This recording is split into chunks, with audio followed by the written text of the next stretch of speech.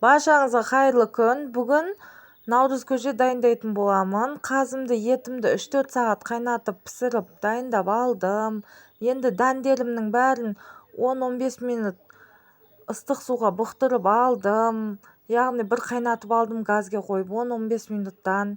Менде мұнда ноқат бар, перловка бар, бидай, қатық, құрт бар. Осылай бәрін дайындап алдым. Лобия бар, ақ лобия. Енді көже дайындайтын боламыз.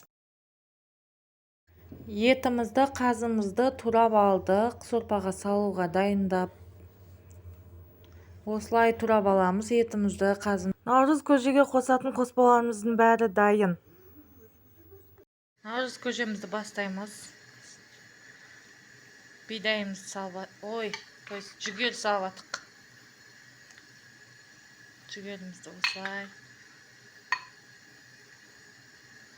Біз үлкен қып 20 литр істеп атырық.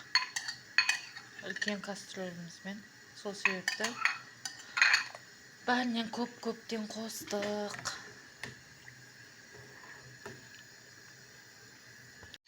Енді бидайымызды саламыз. Бидай. Енді перловкамызды саламыз.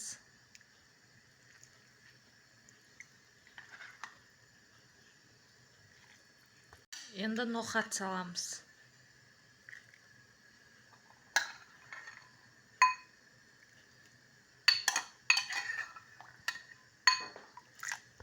Енді ақ лобия саламыз. Наурыз құтты болсын. Ақ мол болсын. Берекелі жыл болсын. Енді осылай қозғап, міне. Елімізде тоқшылық болсын деп, осылай наурыз көже дайындайтын боламыз. Несібелі жыл болсын. Молшылық болсын деп. Құртымызды саламыз.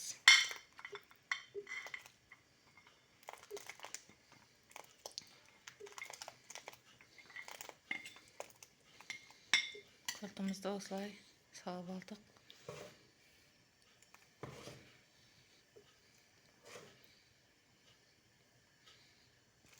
Қатығымызды сорпаға салып, араластырып аламыз.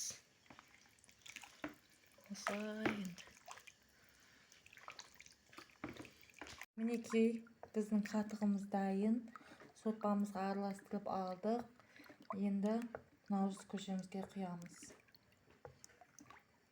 Енді көжемізге қатық қосамыз.